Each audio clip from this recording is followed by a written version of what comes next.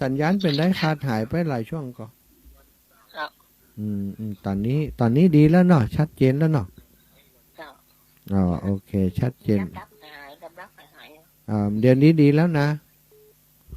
เจ้าสาธุขอบคุณแม่เนอะสาธุขอบคุณเอ้าเจริญปอนโยมแม่พวงพกาอุโมงค์เอ้าหายไปเมินกลับไปเรื่องฟังเสียงท่านเต้นเมินอ่ะนั่นกำได้วันเสียงแม่ชัดเมินเหมือนกันตะวันซืนฟังจัดดีโอ้เป็นฝนเป็นลมฟ้าแม่นั่นป้าพี่นะว่าโอ้ยกำลังม่วนฟังไปปิดเงี้ยมันอันนี้น่ากะทั้งพี่ก็ตกแต่เขาจัดรายการอยู่กับฝนตกก็อีแม่ตกหนักก่อตกหนักเหมือนกันนะที่อันเมืองปานวันนั้นนะโอ้บะเลยแล้วโมงเพชรถึงฝนถึงลมปุถุไปที่กลัวเนี่ยสาธุขอบคุณแม่เนอร์วันที่11เขาจะไปเหล่ามณฑาแห่งแม่จ้าสบายดีเนาะสบายดีเจ้าขอบคุณเนอร์แม่เนอร์มันนี่อย่างมันอย่างดับไปอย่างมันจะดับเป็นช่วงเพราะว่าอย่างก็แม่สัญญาณเน็ตของเขาท่านนี่มันบ่ค่อยดีแม่เจ้าสาธุเจ้าเจริญปอนแม่สุแก้วคำอ้วนสีโพธารามยังเนื้องสารปีเสียงมันหายไปแล้วบัดนี้หมดเวลาพอดีอ่ะล่ะหมดเวลาพอดีล่ะเจ้าเจ้าตอนนี้หายไปก็แม่พอดีนะเจ้าดีแล้วเนาะขอบคุณนะแม่เนอขอบคุณที่แจ้งมาเจ้าสัตว์ทุเจ้าเอาพ่อนานประเสริฐเมืองน่านพี่น้องนานน้อยเมืองน่านพ่อนานประเสริฐไอ้สาครับบุญรักษาชัดเจนเนาะทางเมืองน่านเนาะมันใจสดใสไว้เนี่ยอันเขตเขาเข้าใจง่ายดิขอบคุณอีปอนเนาะกำลังใจทางพระอาจารย์ครับก็ขอให้ดูดีมีสุขอาจจะมันยืนยาวไปเราต่อไปครับจะได้ไม่หลงเกิดแบบนี้สาธุบุญรักษาไว้พบปะกันเด้อปอนเด้อ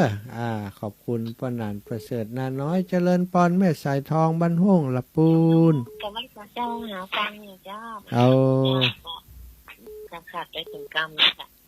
เจ้าแม่มีอย่างมาฝากก็วันนี้แต่คืนเดี๋ยวตู้หลวงพ่อของขวางอันประเดี๋ยวนี้ขอเอาอย่างนั้นอาธรรมที่นี่นะเอาการทำบุญนะเจ้าได้ไหมว่าท่านนะเจ้าทำบุญไว้เถอะมันถึงบ่เสียหายจ้าได้สบายรุ่งเรืองไปหน้าทำบุญกันเถอะหมู่เฮาเจ้าข้าผ่าธนาเอาเส้นตักมาได้ทรัพย์สนมาได้อันตรทรัพย์เงินทองสินทรัพย์จงมี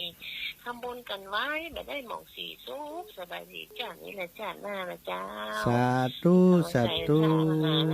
ฟังอยู่นะเจ้าขอบคุณแม่เนอไปทางชัยประการเหียกรรมแม่สีทอนชัยประการคนตัวเล็กเสียงน้อย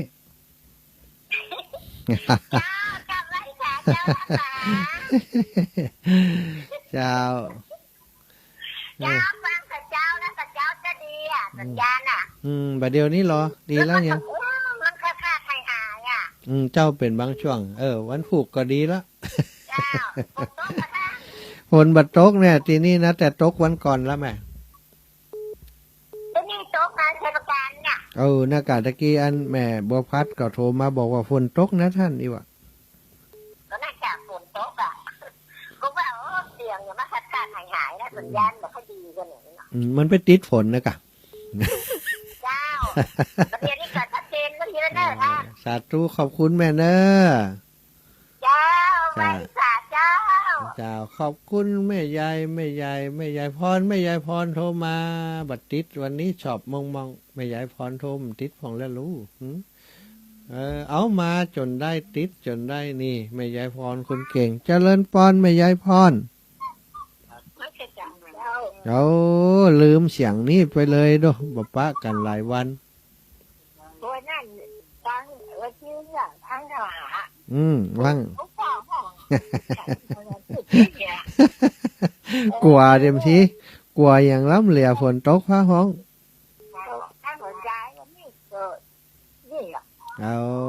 เจ้า จ้าบุญรักษาแม่ยายพรจะปั่นกันคนน้อยครับพี่น้องแม่แจมก่อนนะ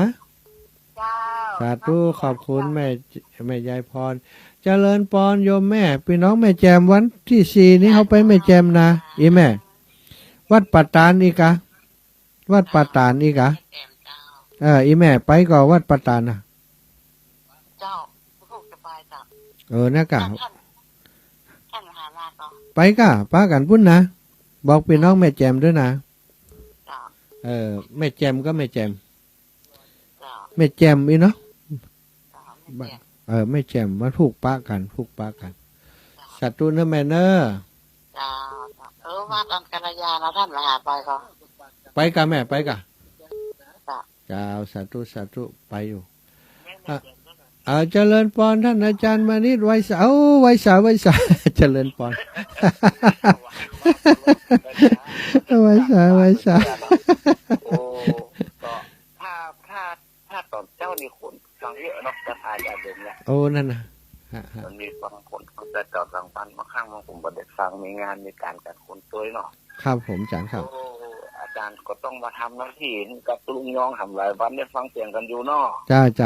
าทุลุงเป็นไปไหนบ่ฮู้นะเอาอันตะวาท่านอาจารย์แจ้งกำจำได้พอดี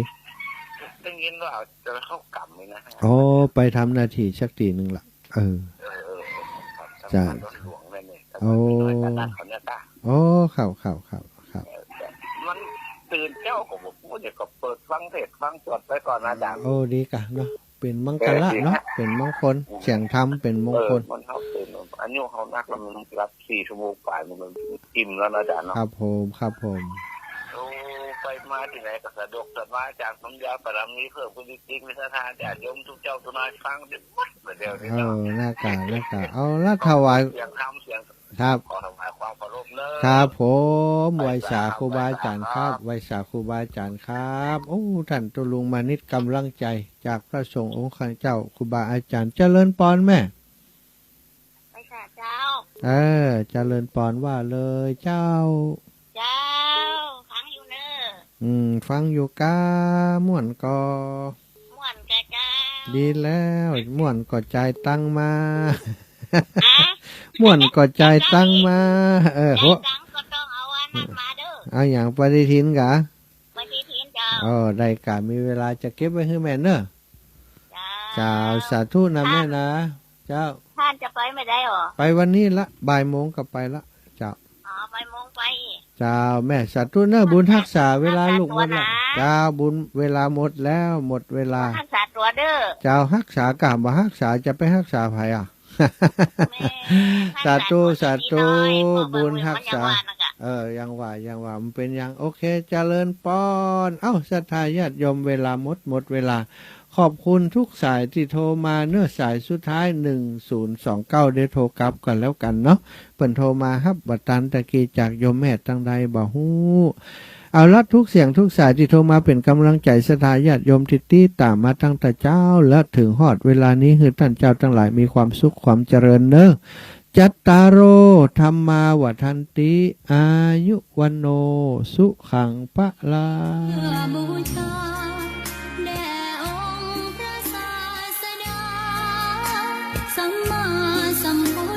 เจ้ามีความงามเงียบไม่เปรียบเทียบเขาเทียบเราใครมองไม่งามช่างเขาแต่เจ้าก็คือดอกบัวด้วยความสัตย์ซื่อยึดถือความดีเป็นหลักใครรักไม่รักจมปลักมองมัวเมื่อโผล่พ้นน้ำก็เห็นด้วยความสัตย์ซื่อไม่ยึดถือความดีเป็นหลักใครรักไม่รักก็ไม่จมปลักมองมัวเมื่อโผล่แดนสนงามแห่เมืองสยามเป็นที่ขึ้นลือนามสนงามวัดจานบ้านไพร